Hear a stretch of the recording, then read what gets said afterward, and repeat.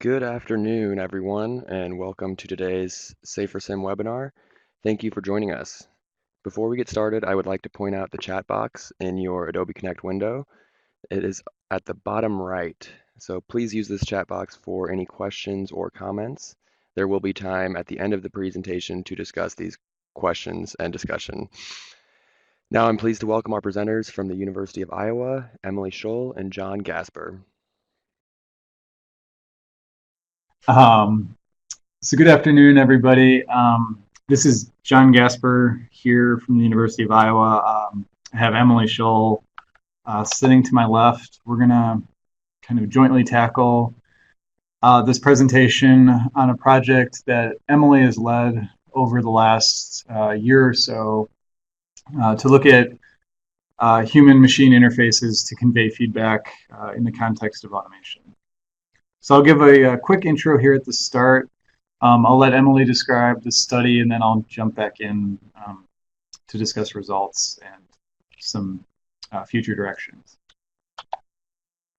Before we jump in here, we just want to give thanks to some of the other team members who made this possible. Chris Schwartz and Rose Schmidt from out here at NADS. Sean Becerra from the Department of Psychology here, and then Don and Jacob, as always, for all the support. So this project really kind of builds on some of the work that we've done with SaferSim in the past, looking at the connection between humans and automated vehicles using simulation. As we've discussed in many of our previous presentations, we're moving into kind of this phase where we're about to see a lot of partial automation introduced into vehicles. And as many of you know, the challenge with these levels of automation is that there's kind of this degree of shared control between the driver and the automation. You can think of it as shared responsibility. So it's a challenging situation in that this automation is going to allow drivers to disengage from the driving task for sometimes extended periods of time. But at the same time, because the automation isn't fully capable of performing the dynamic driving task, there's going to be situations where that automation has to hand back control of the driver. And again, that driver may be fairly disengaged from the driving task. So really, like many others, we're kind of focused on this challenge of how you get drivers back into the loop while still kind of imparting some of the benefits of higher levels of automation.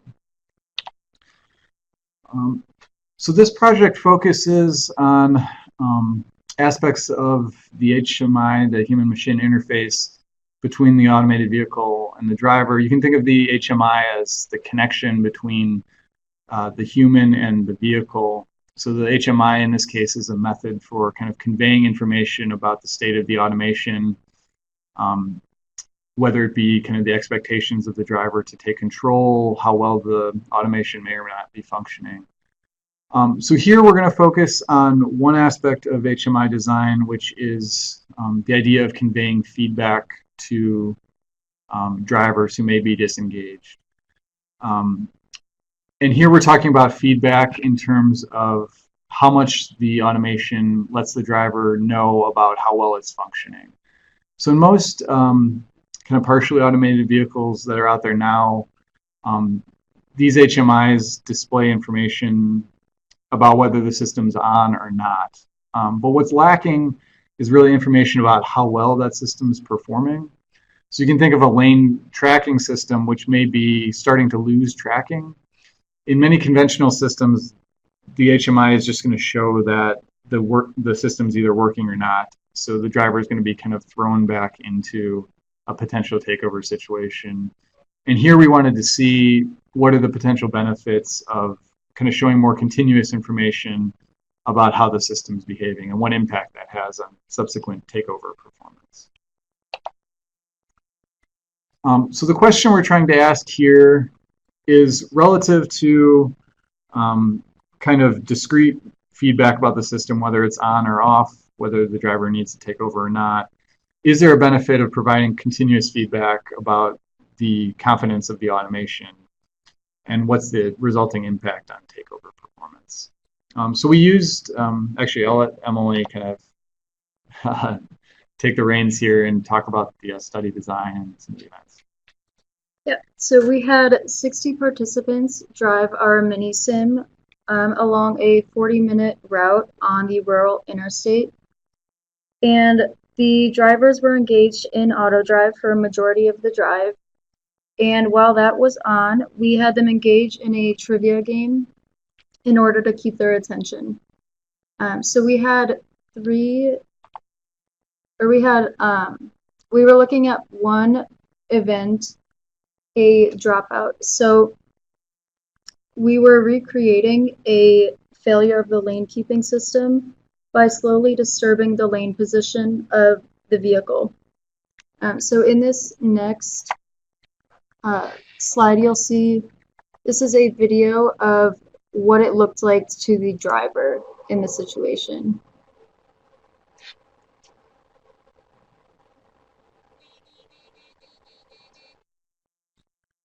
And it's worth mentioning here, Emily said that we're doing these events in the mini sim. This is actually a video from our NADS 1 simulator, but the events in this context are the same. So drivers are seeing that same sort of lane tracking dropout situation.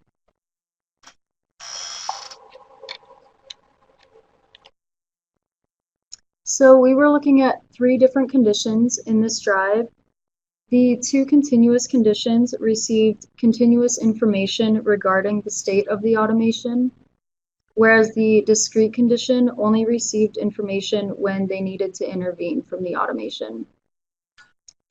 So as most of the driving was nominal driving, all 3 groups saw this green icon on the instrument panel. The continuous conditions also saw a small confidence bar underneath that icon.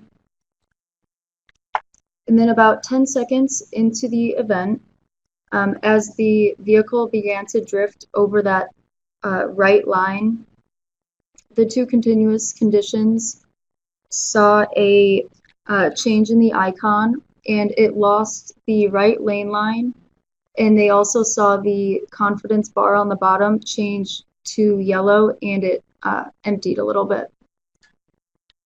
And then at the time of the automation failure, all 3 groups received the takeover request. And again, the continuous conditions saw that confidence bar underneath their icon. And all of the takeover requests were accompanied with that audio beeping that you heard in the previous video.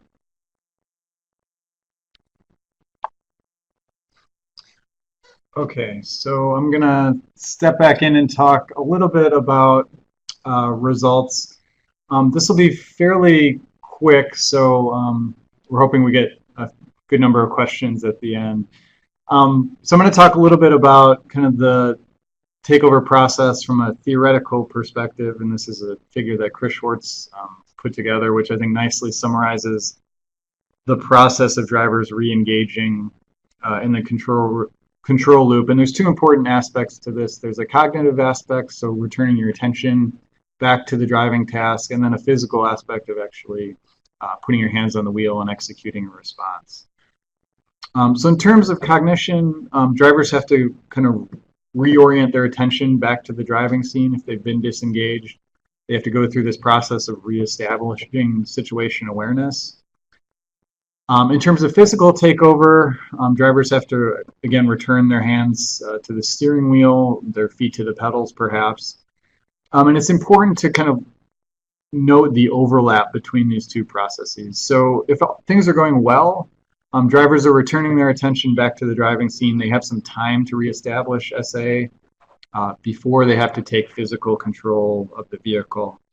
What becomes potentially challenging or safety critical is when drivers return their attention to the process late, or return their attention to the process, or return physical control to the process before having fully established situation awareness, which is indicated here by some of those red markers. That's potentially problematic because drivers are physically taking back control of the vehicle before their attention is returned to the driving scene and they have a full understanding of what's going on. So within this study, we can kind of sample that re-engagement process at different phases. So here we're going to talk about 3 phases within that process. First, we're going to show lookup times. So these are glances back to, this is the first glance back to the forward road after the takeover message. So what we did was we coded the glances that drivers made within these event windows. In the first glance, we calculated the time from the takeover request to the first glance. The second component of this process was the time it took for drivers to disengage auto drive. So you can think of this as drivers starting to take back physical control of the vehicle. This could happen, and correct me if I'm wrong, Emily, either through a button on the steering wheel or by physically steering or braking. Yep. And then the third component of this process is the actual response from the drivers. And in this case, the response is a corrective steering response back to the left. And you can think again back to that video showing the lane drift to the right. This is drivers starting to steer correctively. So we're going to talk about the 3 conditions in terms of each of those results. So these plots show individual driver responses to these dropout events in each of the 3 conditions. So the audiovisual condition, the discrete condition where drivers weren't getting continuous feedback, and then the visual condition where drivers were getting continuous visual feedback without auditory information telling them that the state had changed. So this is initial lookup time following the takeover request. You can see here that there's a benefit. There's faster lookup times for the AV group relative to the other groups, the discrete group or the visual only group. In terms of takeover time, the results look similar. So the audio, the AV group is disengaging auto drive sooner than the discrete group. What's also interesting here is that shift, that increased response time for the visual group relative to the discrete group. So there's actually a little bit of a cost for that group compared to kind of our discrete group, which you can think of as our baseline. And then third, we can look at kind of the final step in this process, which is steering response time. Again, this is the time from the takeover warning to execute a corrective steering response.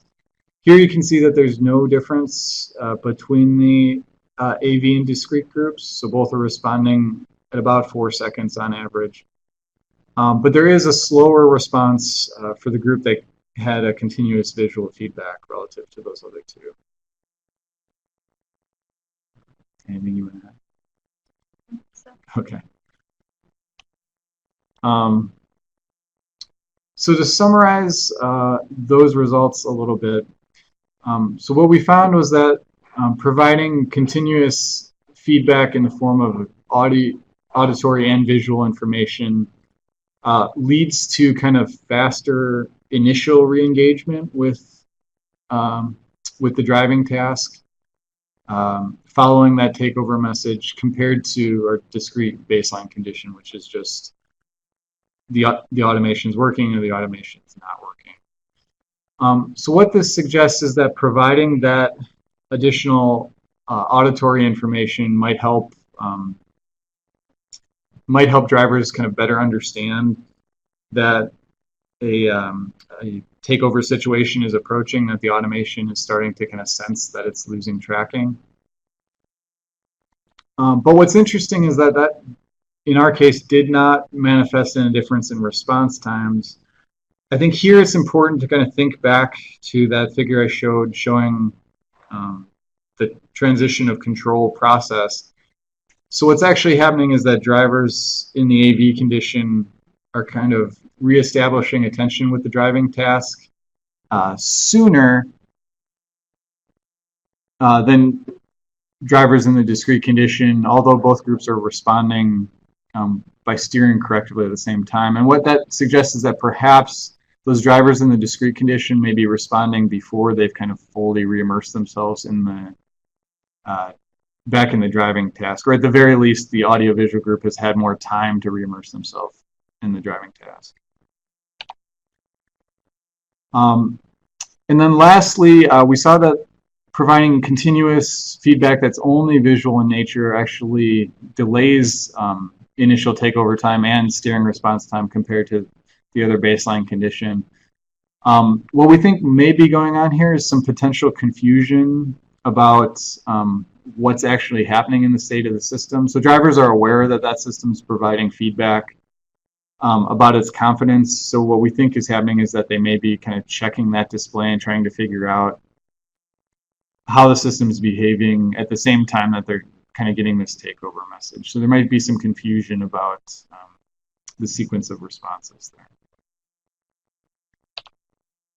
So moving forward, we think that there's some interesting extensions of this. Obviously, we're looking at these different HMI conditions in the context of only a single type of event. And as many people out there know, there's several potential edge case situations that are important to understand in the context of transitions of control.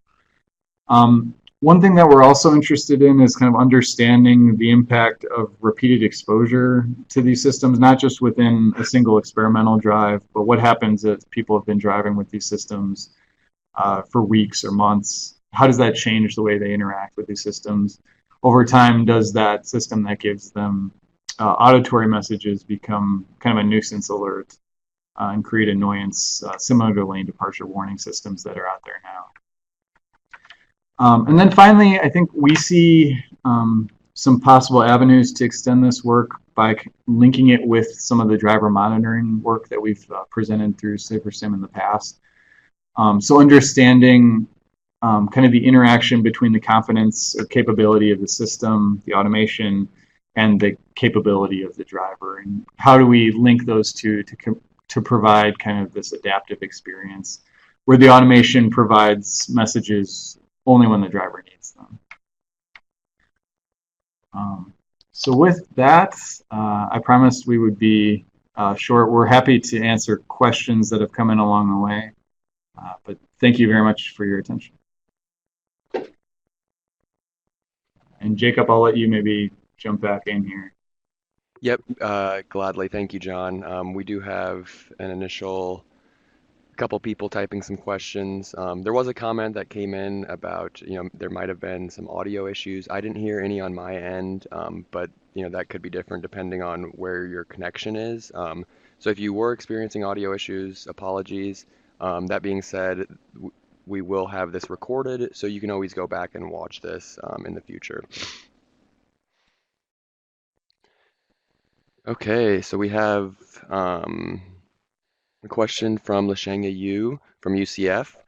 Would you please explain more about how to measure the lookup time? Sure. Do you want to? Yeah. I'll let Emily take that. So we had a video camera focused on their face throughout the drive, and we had the secondary task positioned to the right of the driver.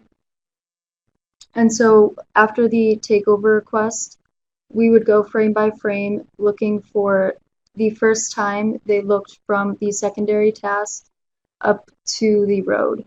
And at that point, we would identify that frame, and that would be the time it took from the takeover request to their first lookup time.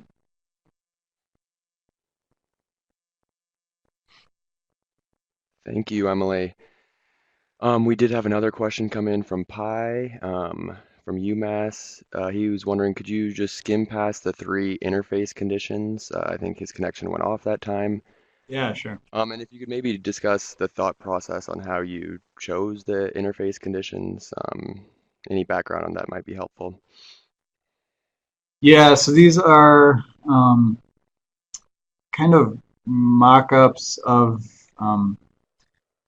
hypothetical systems that we thought are good reflections either of systems that are out there or systems that would be like fairly easy to put in practice. The timings are kind of derived from the literature. Like the work that we've done suggests that 10 seconds and 5 seconds are reasonable times for that transition process, 15 seconds is like a typical window.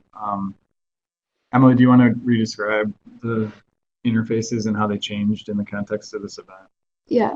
So for the two continuous conditions, we focused on the confidence bar underneath, and that showed basically the state of the automation. So when it was green, the driver was aware that the confidence of the automation was high.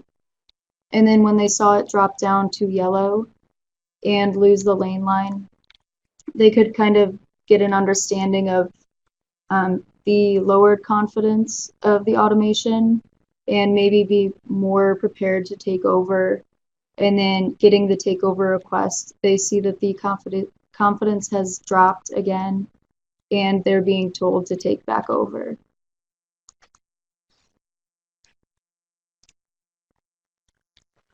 Great, thank you.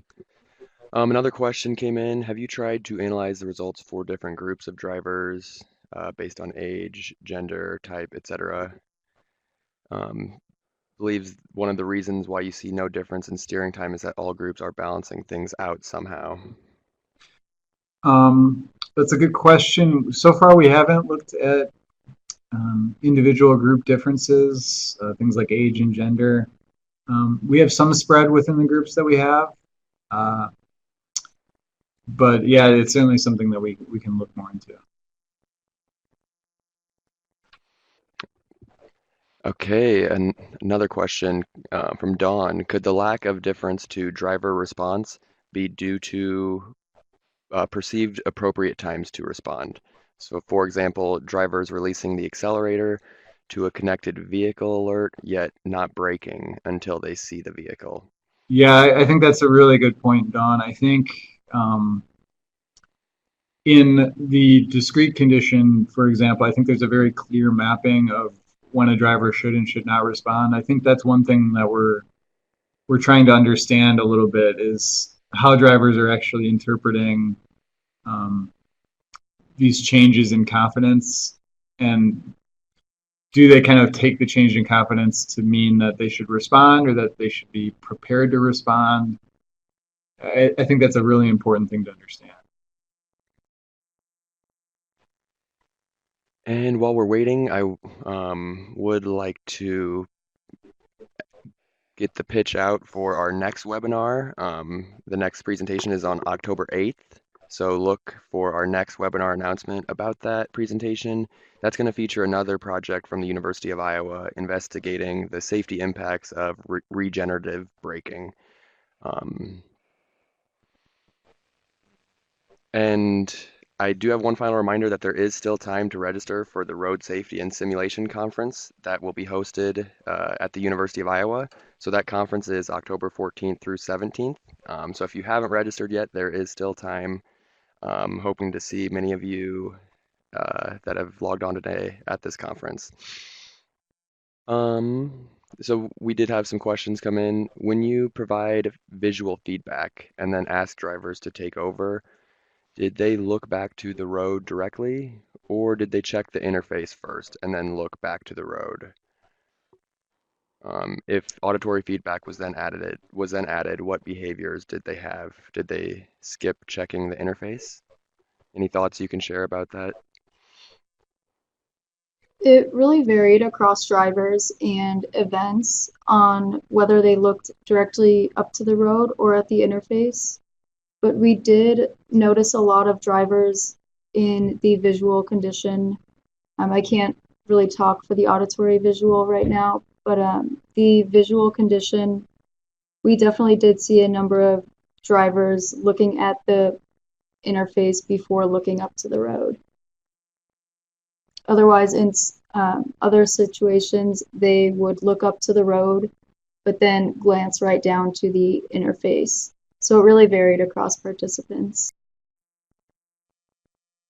Okay, well, we are just about at time, and I think the chat and questions are dying down. So appreciate everyone joining in today and participating in the discussion. Like I just mentioned, we will send this recording out to everyone that registered, so keep an eye out for that. And if you do have any follow-up questions, you can find John and Emily's information online on the NADS website, so you can probably connect with them that way.